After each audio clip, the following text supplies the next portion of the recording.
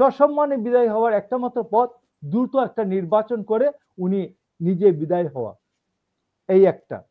Number 2 হচ্ছে আওয়ামী লীগকে আমি এখন বললে আমার দলের সাথে একটু অমিল হতে পারে।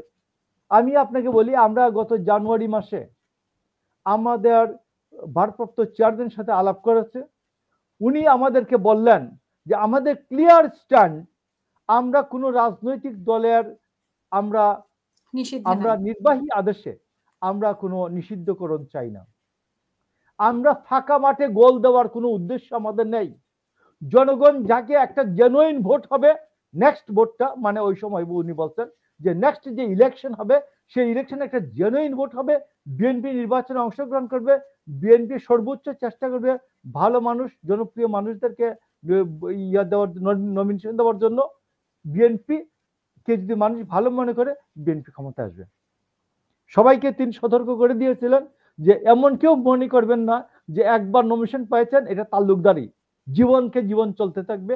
সবাই ভালো কাজ করার চেষ্টা করুন, জনগণের মধ্যে গ্রহণযোগ্যতা বাড়ানোর চেষ্টা করুন। তো এখন আমি আপনাকে বলি যে এইটা ছিল স্ট্যান্ড।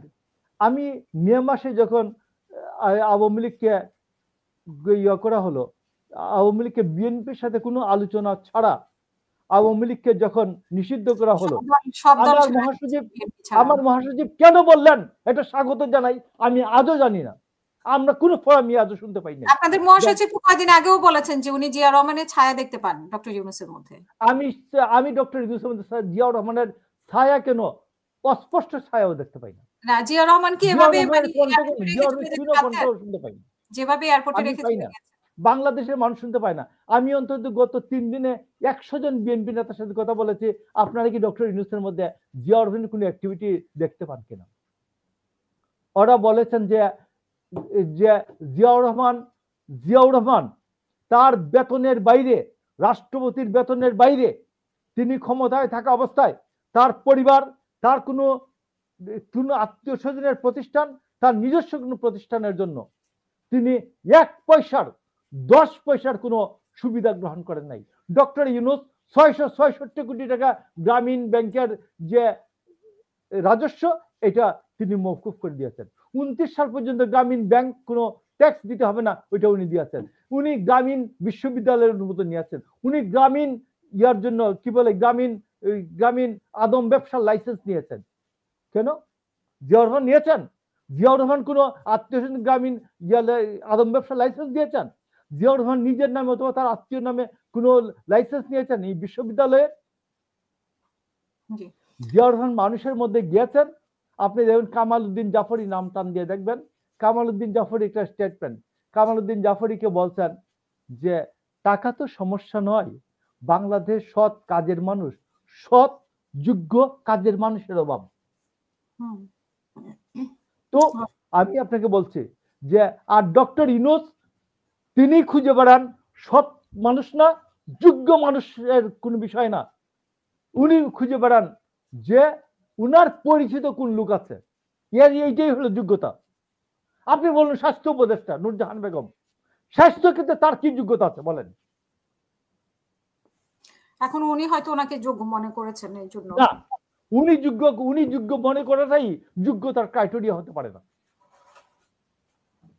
উনি যোগ্য মনে করেন, আমি আপনাকে বলি আপনি দেখুন জিয়াউর রহমানের স্বাস্থ্যমন্ত্রীদের খুঁজে দেখুন, জিয়াউর রহমানের স্বাস্থ্যমন্ত্রী কারা ছিলেন, জিয়াউর রহমানের স্বাস্থ্যমন্ত্রী কারা ছিলেন দেখুন, জিয়াউর রহমানের কৃষিমন্ত্রী কারা ছিলেন, জিয়াউর রহমানের বিজ্ঞান প্রযুক্তি মন্ত্রণালয়ের যে মন্ত্রী কারা ছিলেন খুঁজে দেখুন।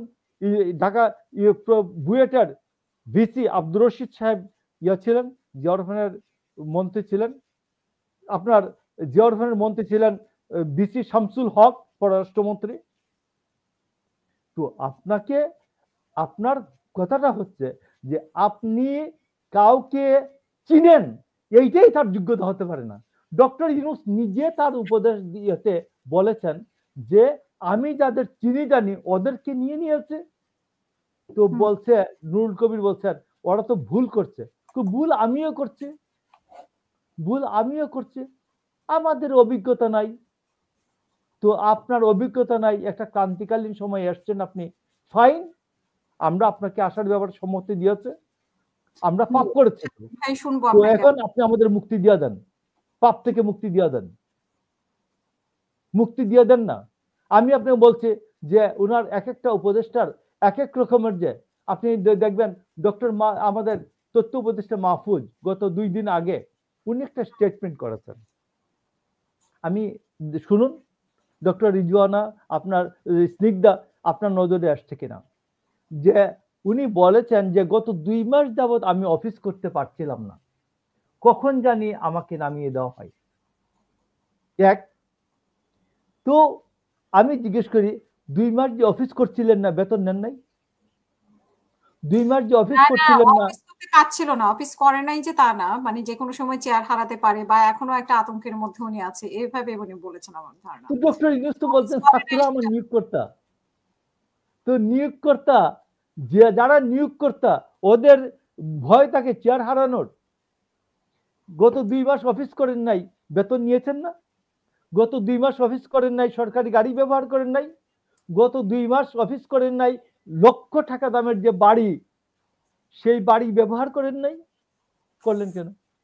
আসতেন জনগণকে এসে বলতেন যে আমরা যাকে নিয়োগ দিয়েছিলাম তিনি আমাকে ভয়ের মধ্যে রেখেছেন, আমাকে কখন জানি সরিয়ে দেন, বলতেন ডক্টর ওই যে মাহফুজ আলম, আমরা আপনার পাশে দাঁড়াতাম, আমরা আপনাকে নির্ভয় দিতাম, বাট আমরা আপনার কাছ থেকে কাজ তো পাইতাম, কাজ পাওয়াটা নিশ্চয়তা চাই। তো এই জন্য আমি আপনাকে বলছি যে ডক্টর ইউনূসের মধ্যে যে এই ডাবল ভিশন, ট্রিপল ভিশন এবং মাল্টি ভিশন, মানে একটা জিনিসকেই বহু গুণ দেখে, বহু জিনিসে দেখে, যে আপনি দেখবেন যে ডাবল ভিশন প্রায় বলে যে ডাবল ভিশন